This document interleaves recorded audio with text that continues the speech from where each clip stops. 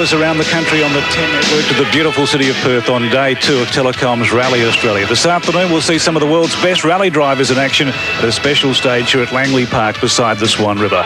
Well, in commentary this afternoon we've got Will Hagan and Peter Werrick. Good afternoon, gentlemen. Good afternoon, Pete. Good afternoon too, and welcome to Langley Park, because now we're at special stage 6 of 30 special stages in Telecom Rally Australia, and it's a fascinating stage. The quick young Scotsman Colin McRae in the Subaru has consolidated the lead that he got right from the opening special stage last night, the first time around Langley Park here. He's now taken it out to 12 seconds, but just behind him, the reigning World Rally Champion and 4 times World Rally Champion Juha Kankkunen is just 3 seconds ahead of Possum Born, the Kiwi, in the second of those Subarus, and just 1 second behind him is the best placed Mitsubishi of Kenneth Eriksson. So the battle, Peter Werrick, should be sensational here on Super Stage at Langley Park. And this is a very special super stage. It's staged for spectators, and this is a way in which it's possible to bring rallying to the masses, but out in the forests is where it gets most serious, and this morning that's been happening, believe me. Cloudy afternoon, glorious setting this. We've got the first pair about to get underway. A couple of superstars of motor rallying, Colin McRae from Scotland and Juha Kankkunen, who's made this event his own. They're at start point now. Gentlemen, take us through the first thing. So the 4 times World Rally Champion in car number 1. He gets away much better this time than he did last night when he did a 1:39. He's still developing along with his team from Europe. This is a Finn in a Japanese car locking up, and in a car registered in Germany. But it's not as competitive as it will later be. But this man is a master, and young Colin McRae in the blue Subaru there, heading to the flyover as Kankkunen gets on the brakes now, and he's got the car all cocked up, as you can see, ready to go left. As across the top there flew Colin McRae, the man that won the last World Rally Championship round in New Zealand. He's very quick, but he has been a bit error-prone, and indeed that's what happened on the last day here last year. So he bursts out onto Riverside Drive. So too does Kankkunen, really sideways in the new Celica, making its debut in World Championship rallying. This isn't a World Championship round except for the Formula 2 cars, but it's a development program for Team Castrol in Europe, Toyota Team Europe. And now let's see how they go when Kankkunen goes over the top, and he's made ground there, and they should be fairly tight and close together. McRae last night, the fastest man around this stage. Last year, Kankkunen set the record at 1:35. McRae last night, 1:37. Kankkunen, 1:39. The drag to the finish coming up now. And obviously Kankkunen this time the quickest of them. And yes, I call it a 1:36 as well. So a second faster than McRae was last night. 3 seconds faster than Kankkunen was. Times yet to be confirmed. And certainly they're quicker than Colin McRae. So what that means is that he's taken time back of the 12 seconds deficit that he has after 5 special stages. Juha Kankkunen, who's dominated Rally Australia and won 4 times, has pulled back probably a couple of seconds. Well, we've seen 2 of the superstars go around. Let's have a look at the course diagram then. 2.33 kilometres. Peter, where it take us through what these drivers are facing? Well, the trick here is getting, as we've just done, off the bitumen onto the gravel. And in fact, it's a bit deceptive at times when you look at the cars relative to one another, because you can't actually tell who's in front practically until they come back onto the bitumen, which they're doing now for the drag to the finish line. That's the way it works. 2 cars at a time. Okay, our man at start control point is the second pair about to move off now this afternoon. John Thompson, good afternoon, John. Good afternoon, Peter. We've got the essence of the Asia Pacific Championship here, as well as being 3rd and 4th. On this side, we've got Possum Born, the Kiwi who had so much trouble in last year's Rally Australia. 3 seconds behind Juha Kankkunen, 1 second in front of his rival Kenneth Eriksson from Sweden in the Mitsubishi Lancer on the outside of the track. This should be a great battle between these 2 pair who are battling out for the Asia Pacific Championship this year. So Kenneth Eriksson, the man coming back here for the first time since '91. Staffan Parmander for Team Rally Art Mitsubishi. And Richard Burns, the young British driver. He's won every championship that he's entered. He's the reigning British champion, yet he's only 23 years of age. And a great emerging talent, Robert Reid, his regular co-driver. And this is a big Subaru onslaught on Telecom Rally Australia. Yet to win it.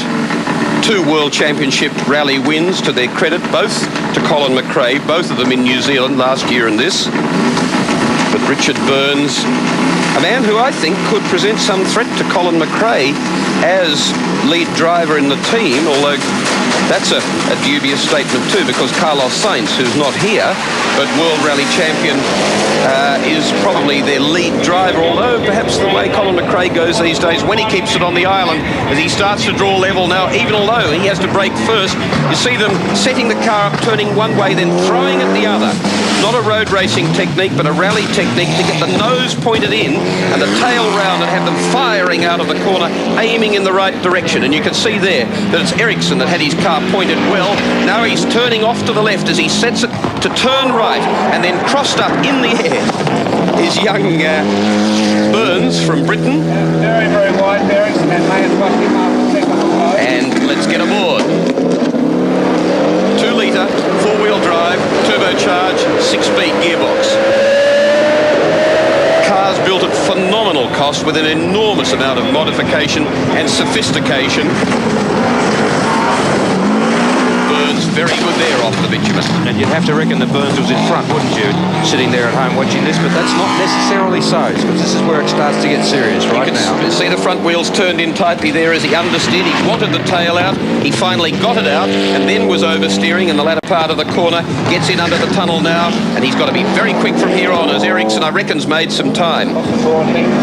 Ericsson was very tight and tidy there, and you see swinging the front one way and another. The front's getting the apex, the rear's going for a big swing, like something in a kid's playground.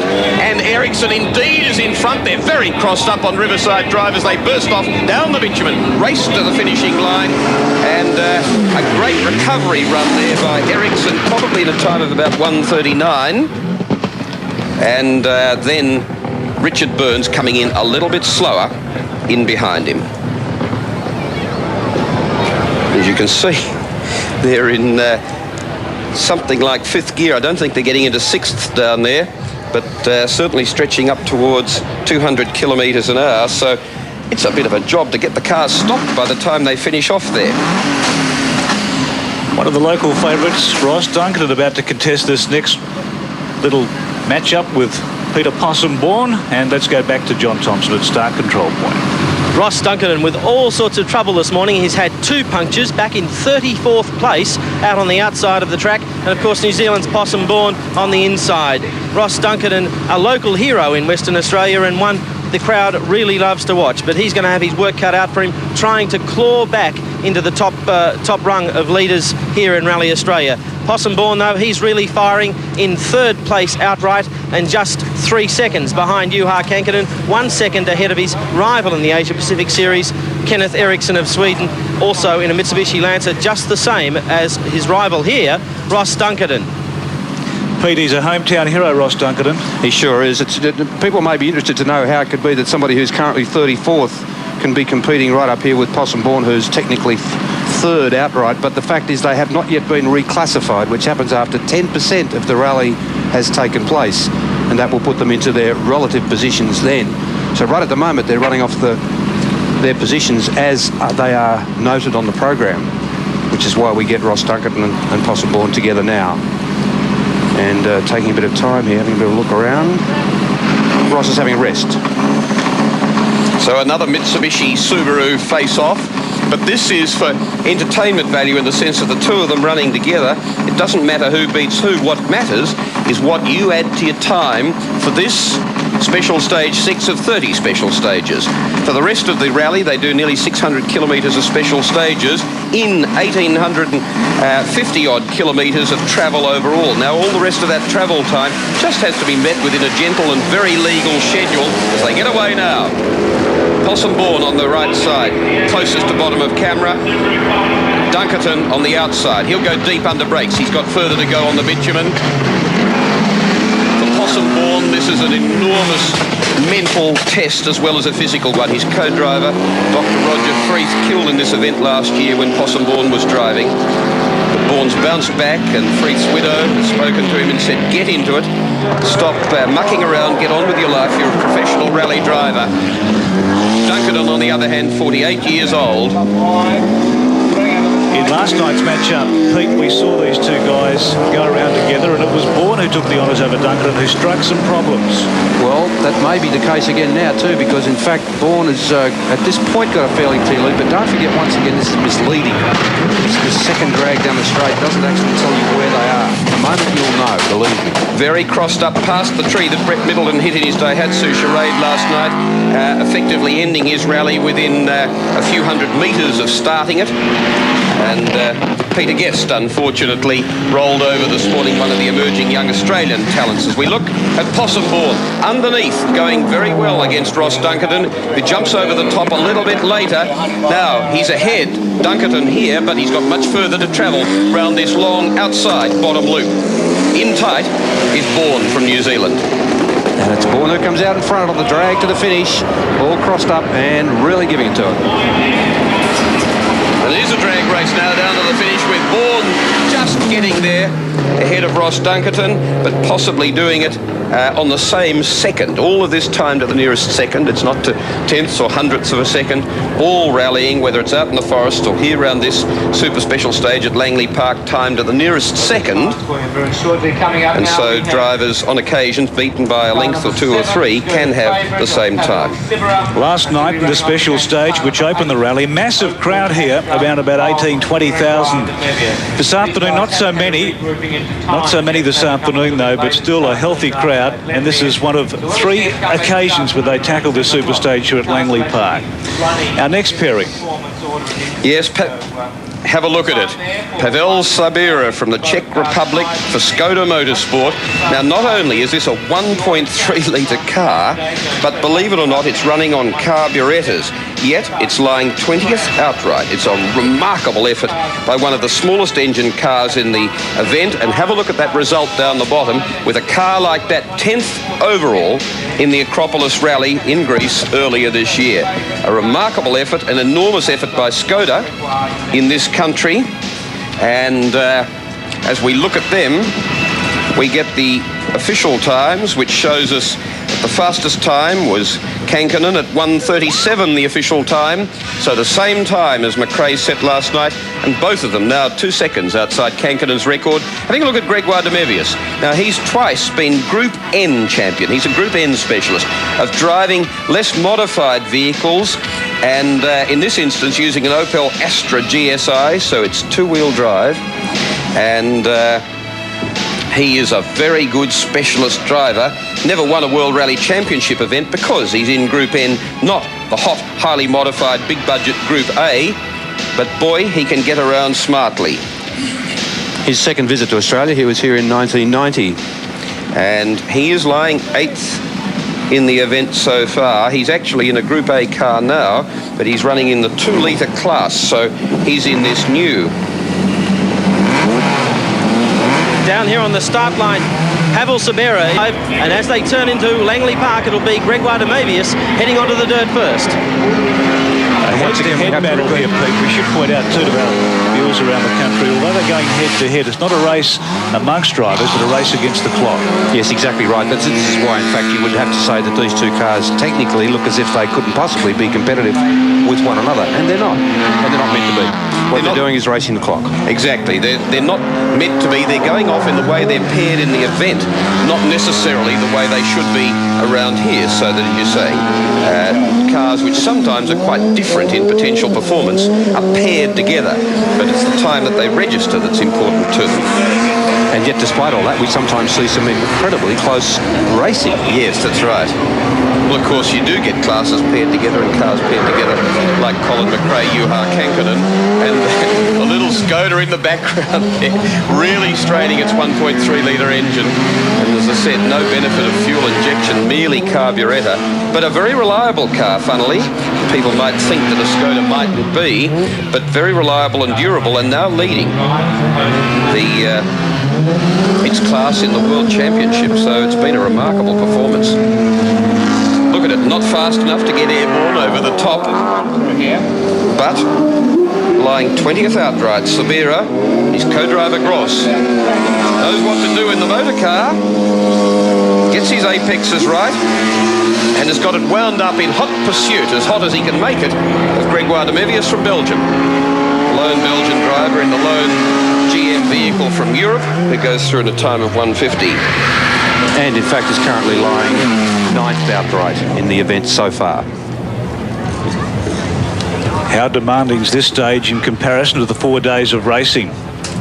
So we've got for you now cars 9 This- and 10. Relatively easy, actually. It gets harder, not easier.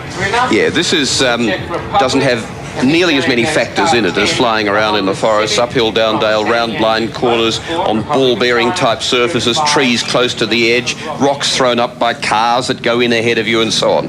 So this is more akin to road racing, and most of these guys are not so mad keen on road racing. They like the variability of rallying. But let's have a look at the people that are in this run-off pairing here in Langley Park Super Special Stage.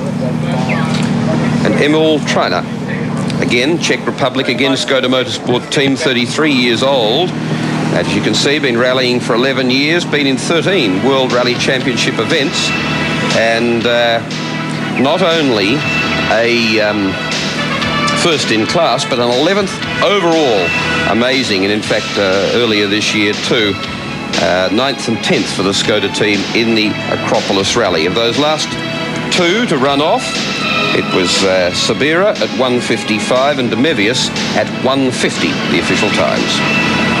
Now looking at the other times, car 1, Kankinen 1:37, car 2, Colin McRae 1:38, a second slower than he was last night, and third fastest so far, 1:39 to Ericsson in the Mitsubishi, number 3, and then 1:40s. As they were locked together last night, Richard Burns in car 4, Ross Dunkerton in car 5, and Possum Bourne in car 6. So they're really tight. 6 cars separated by 3 seconds. 10 seconds to go, 5 seconds to go down on the start line, and the little Honda Civic, the Chinese-entered Honda Civic from British driver Robbie Head, gets the jump on the Emil Trainer, works Opel Favourite, I should say, as they head on down Riverside Drive. The little Favourite actually won this battle last night, I believe, and the Honda Civic, I believe, had a great big lock-up heading into Langley Park, but not this time. He just threw off a bit of something or other from underneath the car. It looked like a bit of insulation or whatever, and that went flinging down Riverside Drive, adjacent to the Swan River here in Perth, just down from the city. But at the moment, as it should be, the Honda Civic doing the better of the pair. Yeah, inevitably.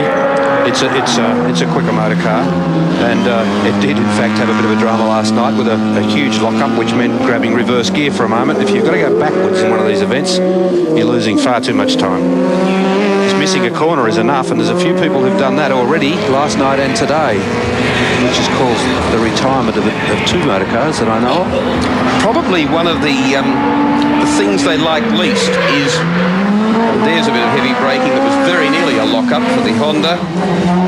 One of the things they like least is all that waiting to do 2.33 kilometres to try and pull out a hot time, and then to put the cars away again for the night. It produces an enormous amount of nervous tension that's repeated the next morning with almost none of the rally really underway. One section, but only 2.33 kilometres at nearly 600 competitive.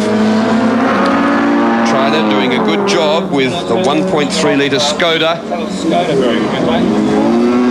Really flinging it around, and he's got a good handle on it. He's got the long way to go here, and typical front-wheel drive understeer, but gets it pretty straight and pointed pretty well as he comes onto the bitumen. He's made up some good ground on the Honda Civic.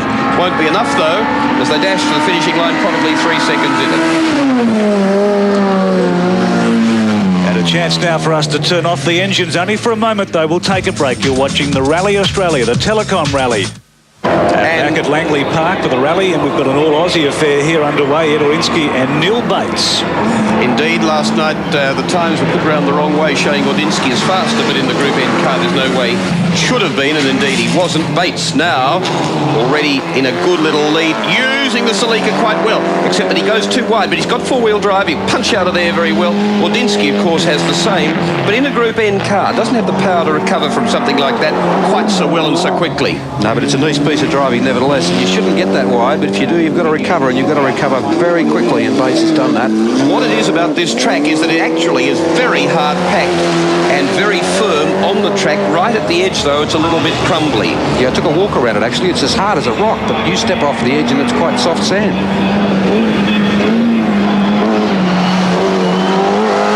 Here's Bates. Back on the dirt. Now, on the outside part of the corner where he ran wide previously, it actually ended up pointing him out of the corner quite well. And with the turbo and more than 300 horsepower, probably 350, 360, something like that. The factory cars, possibly 400. They whisper that because allegedly they've only got 300. And their specifications, they're all stated as 300 or 299. But these days, it's thought and conceded they're probably somewhere around 400 horsepower. Here's Neil Bates, his navigator, and he's the Australian champion. Coral Taylor is the Australian champion navigator, and with him today, and doing a very good job in a car that he prepares himself at his Canberra premises. Exactly a second faster than he was last night. 142 last night, 141 today. So, good effort by Neil Bates and Coral Taylor. This is vital to his Australian Rally Championship aspirations, where Peter Guest had been leading him, had gone to the lead. And let's have a look at how this happened. Look at Bates. Too wide, but he stayed into it. He just hung on with lock and power and drove it out. Never got off it. And aggression there was responded to by the car. Bates is in a good position now because in the Australian Rally Championship he's trying to pull back points on Peter Guest. Peter Guest rolled his Mitsubishi Lancer earlier, and look at that.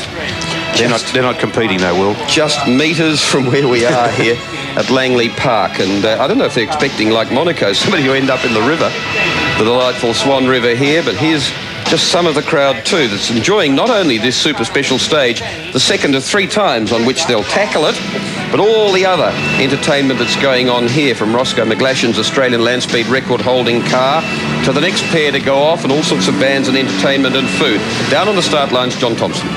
We've got Masayoko Kamioka, the reigning Japanese rally champion in his Group N Subaru Impreza, on the outside of the track, and on the inside, Wayne Hoy, the banana farmer from Coffs Harbour, here doing battle in his Mitsubishi Lancer. This should be an interesting battle, although the Group A Mitsubishi Lancer of Wayne Hoy should have the legs on the Group N Subaru, and certainly the Group A car has a substantial lead over Kamioka already. Last night this matching was actually Michael Guest with Kamioka, and Michael Guest is out of the event already on day 1, sadly. So the positions have changed slightly. Wayne Hoy will contest with Masayo Kamioka. Ready for a start, John? Yes, they're warming up. 15 seconds to go. There's an intense look on both drivers' faces. 10 seconds to go down here on the start line. Subaru versus Mitsubishi, 5 seconds. Hoy's building the revs up in the Group A car, and with 1 second to go, he blasts off and really blows Kamioka away on the way down Riverside Drive. It'll be interesting to see if Wayne Hoy can maintain the advantage once on the dirt. Another beautifully turned out car with Falcon sponsorship. They run in production car racing. They run in rallies, and whenever they turn out, those blue and green colours look marvellous, and the car's always beautifully prepared and presented. And Hoy making very good use of it. That bridge under the Qantas overpass is actually very narrow. You'll see that everybody gets a lot of brake on there and slows down and gets it all nice and tidy, because you wouldn't want to hit the side. It's solid concrete and it'll stop you dead. You've got to be very careful going under there. Very careful. It's one of the most worrying areas. It's only about a car and a half width, and they like to be very sideways in corners. That's the quick way through in these sorts of cars. But they have to be very conservative there. You see Kamioka in the Mitsubishi. That sounded suspicious, but just a combination of a car thumping over some rough and broken ground, and also a gear change, I suspect, in Hoy's car. Coming to the bridge now. This is the critical moment where we get a measure of how close together they are. And you see he was coming out of the tunnel when over the Qantas flyover flew Kamioka. So Hoy was doing pretty well there because he's got a slower but shorter run around the inside. He's busy on the outside is Kamioka. So there we see it. Hoy just in the lead as they hit Riverside Drive, this closed bit of access road around the outskirts of Perth. Dash to the finishing line. And Ordinsky in the previous run, 143 to Neil Bates on at 142. Bates would like to have been quicker, more around the Possum-born Ross Dunkerton mark of 140. If you're wondering what happens to the cars once they finish their little super stage here, they're off to York, which is about 80 kilometres east of Perth. So it's non-stop action for these rally drivers. Absolutely. They go into service as each pair of cars, or indeed as each car comes through. They hand in a control card, they get the time recorded, they then go out into service and sticking to a schedule, but a generous one and one that ensures that they don't have to break any speed limits. And that's how close we are to the city. The Sheraton Hotel there in the background where the rally is centred, the command centre, the media centre, and many of the competitors, officials and media staying. And they then go through service and then start on the long transport stage up to the next special stage. You know, Peter Wirrett, that the rally last year was watched by about 160 million viewers around the world. Just think about that. Massive audience. It says something about what rallying is like around the world, doesn't it? It's a huge sport, and now, well, companies generally invest literally millions in making their motorcars competitive and see the results, the sales. So there you see this Team Impreza IPF Fujitsubo team car from Japan, and they heading on their way. And as you're saying, Peter Ensel, the next special stage is called Kevs. It's 7.67 kilometres, and it starts at 6 minutes past 1 West Australian time, 6 minutes past 3 Eastern time, and so while these people are doing their run there, and while many competitors will still be going through here, the leaders are off on the next special stage and doing that one. And they're going to York, and so am I, gentlemen, so I'm going to leave you to it. Will, you can take over for the rest of the hour while I take off up to York and have a look at some rally stages. As we see Tolly Chalice in 17 and David and Kate Officer, husband and wife, in car number 18, taking off together. David and Kate from Melbourne, Tolly Chalice, a West Australian, and heading down here now in a local contest. So off to the northeast of Perth go the competitors, followed by Peter Wirrett. And don't forget that Channel 10 is doing a 1.5 hour special on Telecom Rally Australia, which will be going to air about the middle of October. Do I remember correctly, Peter Ensel, October 14? Yeah, not far off. Something to look forward to for the rally fans out there, and that will be a network program as well. And we'll be showing you all of the special stages and the action and the transport and the service. As we see here, Tolly Chalice doing a good job in the Westec Racing entry. Rod van der Straten, his co-driver, where David Officer leading the pair as they come into this infield for the second time. It's just a little bit in front, but this is going to be a close, even run. Headed for the tunnel is Chalice. Should be ahead, needs to be ahead now, if he's to get to the finishing line first. Have a look at them. Under the tunnel goes Chalice. Over the top, and therefore leading is the Officers. Then he gets a bit sideways and untidy, does David Officer, winner of the Sydney to Darwin Safari, Australian Rally champion also. Colin Chalice not as distinguished in his credentials, but a very regular runner over here in Perth, and in fact out onto the bitumen first. So in the latter part of that lap he did very well indeed, and he's holding his lead as they come down to the finishing line. Colin Chalice from Western Australia, to the pleasure of many locals, ahead of David and Kate Officer. Back to Langley Park's Super Special Stage. Special Stage 6 of 30 in Telecom Rally Australia, and Mashima in 19 gets away against the Indonesia Rally team of Tony Hardianto and the Subaru Impreza. Both of them Subaru Imprezas indeed. A few few of them out of Dave Richards' organisation that runs the 555 team out of Britain in the World Championships. Been selling some cars and building some for Indonesia. Very wide. Lucky there was enough dirt there to cut him back and stop him sliding too wide. Hardianto, because he needed that. He was headed for the fence a little bit too energetically. Number 20, though, going quickly at this stage. Plenty of enterprise against Mitsuo Mashima. Kevin Gormley, his co-driver from Britain. And these four-wheel drives, you hear them trying a wheel spin, but they're just traction all the way, despite the turbo giving them an enormous amount of kick and boost.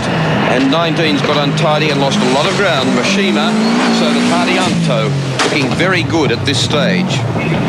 The green crunch and the thump as he comes through, going from the bitumen to the dirt. And even though he has to go under the Qantas flyover, weave the needle through it. Ooh, one of the closest to hitting in there. He had it turned in nicely, so nicely. It was too tight. But he showed that you can get out of it again. As he comes down with a shorter distance to go, you can see that he's in front at this stage. So Mashima has got a little bit wide and untidy, and as you can see, second by some distance, by a couple of seconds at least, out on the Riverside Drive. And so the honours in that little runoff goes definitely to the Indonesian pairing of Tony Hardianto and Anthony Sarwono in the Subaru Impreza. So let's have a look and see where the time got lost and who was untidy where. Look at the right of screen, and very busy in the 555 Subaru Impreza was Hardianto, but he held it well, and what's more, he kept the boot into it. Of the Tolly Chalice runoff against the David and Kate Officer combination, it was a 1 second advantage to Chalice, 145 against a 146 for the Officers. As down on the start line is John Thompson with a star in car number 22.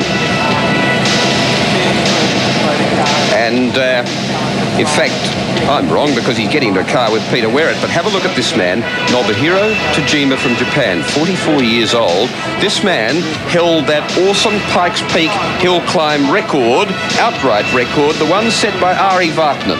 You remember all the TV footage of that spectacular drive up to about 12,000 feet at Pikes Peak in America? Well, with a twin-engine, four-wheel drive, turbo, Suzuki GTI, wild wings on the car, big monster Tajima. Did a marvellous job in that last year, held the outright record for about 20 minutes. He was upside down here a couple of years ago, got out, put the car back on its wheels and continued. In the nighttime stage, the lights looked a bit funny, about 2.5 metres off the ground, but he is a hard charger, and he and Greg Carr from Australia, former Australian champion on several occasions, are very close together, both of them, in Suzuki Swift GTIs. Now, up against him is number 21, the Petronas Eon Racing Team entry, Karamjit Singh from Malaysia, with Ron Teo, his co-driver, in a Proton Wira. Now, that's a Group N car, but it's four-wheel drive and turbo. And by comparison, Tajima is in a Group A car, non-turbo, 1.3 litres, so highly modified, but front-wheel drive only, and the smallest engine capacity car in the event. And have a look how hard Tajima will charge. Ross Runnels is the intrepid Australian navigator in with Monster Tajima. Marvellous bloke, gives it his all. And he really is a good runner. Now, he can't do anything magical and special on the bitumen. Wait till he gets to the dirt. Remember, front-wheel drive only, 1.3 litre non-turbo. On the inside there, going to the right of screen, on the inside loop, by comparison with four-wheel drive and turbo, down here in the bottom of screen. And charging off goes Nobuhiro Tajima. And he is a hero too. He's a marvellous runner and a regular competitor in Telecom Rally Australia. Front-wheel drive just running him out a little bit wide, but he keeps on going, and he revs the head off this car, just about, leading, as you can see, as he comes down Riverside Drive, as he needs to be, if he's to be competitive, if he has to have a chance of beating the four-wheel drive turbo that he's matched against. But his real interest is Class A and the smallest engine capacity version of it, as the Proton Wira, number 21 of Singh, goes wide there in Tajima, heading under the tunnel, and probably going to take second place, not to be as quick as the Proton, but it won't be for the lack of trying. Singh pressing on.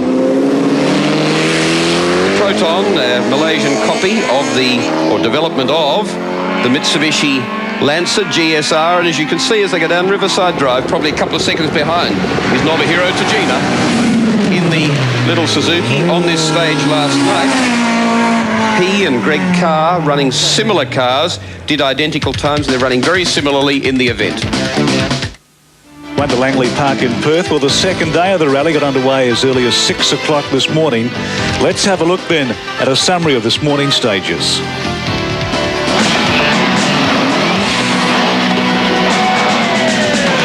Colin McRae charged around the Langley Park Super Special stage last night and carried that form through to the first of the Forest Special stages this morning. The Flying Scot was again charging and looking confident on the first special stage.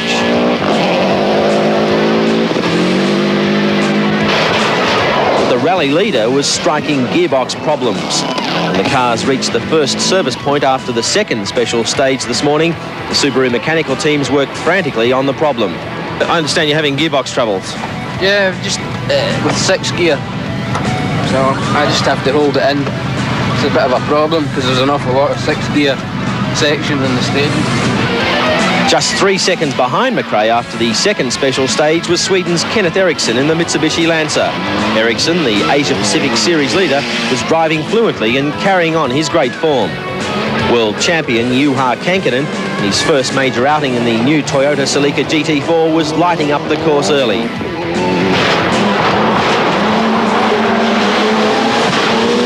The attention-grabbing Celica was fast, but just off the pace and 10 seconds off the lead.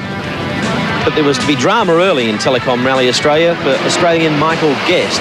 He was on the ragged edge in the middle of the second special stage. He paid the price for his untidy driving and was to crash on the next special stage. Guest's Mitsubishi Lancer crashed into a tree, blocking the course. Guest and co-driver David Green were unscathed in the mishap, but are out of the rally. Guest's exit from Telecom Rally Australia has robbed the event of a three-way battle between the leading contenders for the Australian Championship, Ordinsky, Bates and Guest. With Guest out, his chances of winning the Australian Championship have been severely diminished. But there are also early troubles for West Australian rally hero Ross Dunkerton in his Mitsubishi Lancer. He scored a flat tyre, and the tyre change cost the West Australian champion nearly a minute, pushing him down to 8th place overall. Neil Bates in the Toyota Celica is the leading Australian after the second special stage, driving into 6th position outright. Fellow Australian Rally Championship contender Ed Ordinsky was just 1 place back, breathing down Bates's neck. Belgium's Gregoire de Mavius in his Opel is leading the 2-litre World Cup at this early stage. Of the other top-ranked international teams, both New Zealand's Possum Bourne and fellow 555 team member Richard Burns of Great Britain were both looking good and placed 4th and 5th respectively. And let's have a look at the overall picture then. And this is how they stood before this morning stage at Langley Park. Indeed, that's the situation with Colin McRae and his Subaru Impreza heading the new Celica of Juha Kankkunen, the Impreza again of Peter Possum Bourne, then the Lancer, the best Mitsubishi, Kenneth Eriksson, Richard Burns, the third of those 555 Imprezas out of Europe, then the older Celica of Neil Bates, the Group N car of Ed Ordinsky, and you can see some of the international competitors following.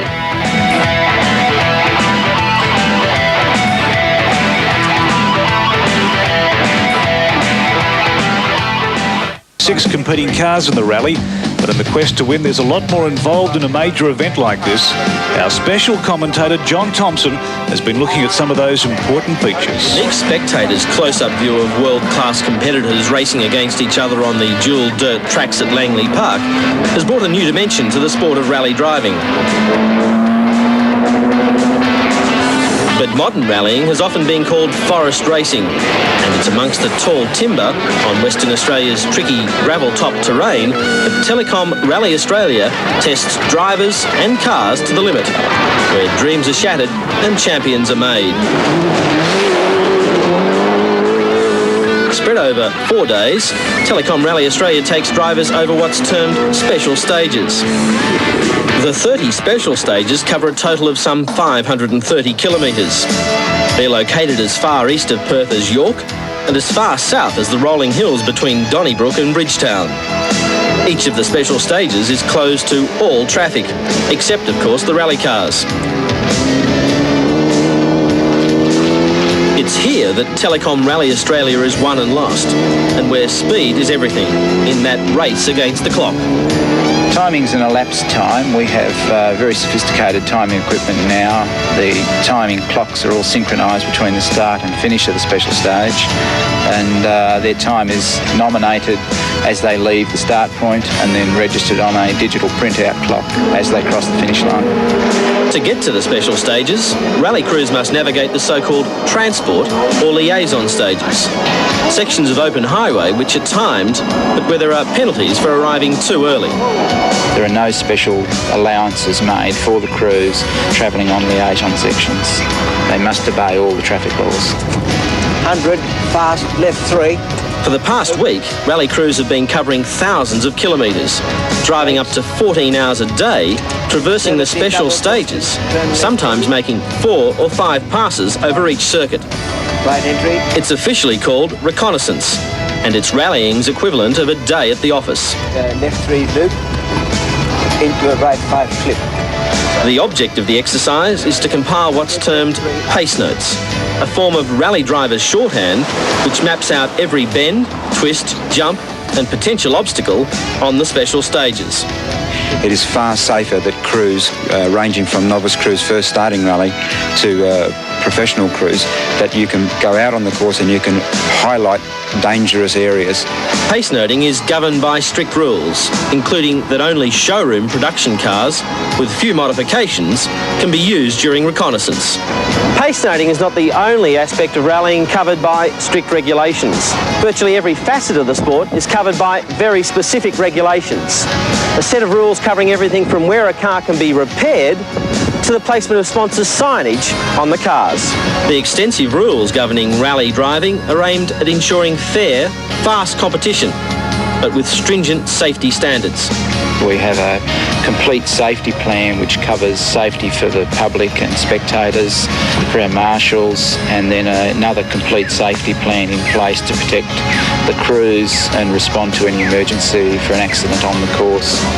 Telecom Rally Australia's spectator safety record is envied around the world. For instance, in stark contrast, some European rallies are hallmarked by spectators who've been likened to matadors taunting the charging cars.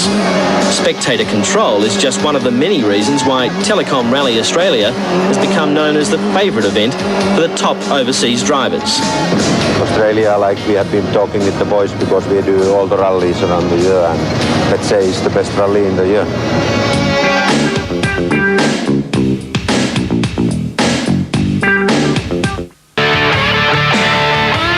Back with the rally, and what's been a terrific afternoon here. Will Hager, you've done a tremendous job, because before today, the only rally I've ever been to was one of my university days when I had long hair. We used to do a lot of walking.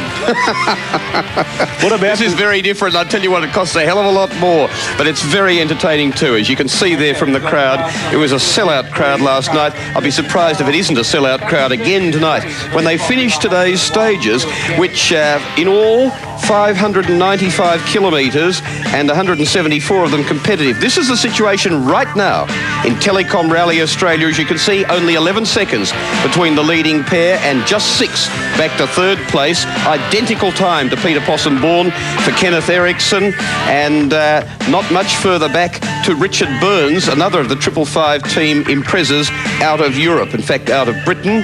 Ed Ordinsky doing very well in Group N, Australian driver from South Australia in fact, and doing well there. Gregoire de Mevius also doing a marvellous job in his Group A car, and then Pavel Sabira and his teammate Emil Treiner doing so well in those two Skodas, little carburetted 1.3 litre cars, and Robbie Head doing a good job in his Honda Civic. So it's at a fascinating stage.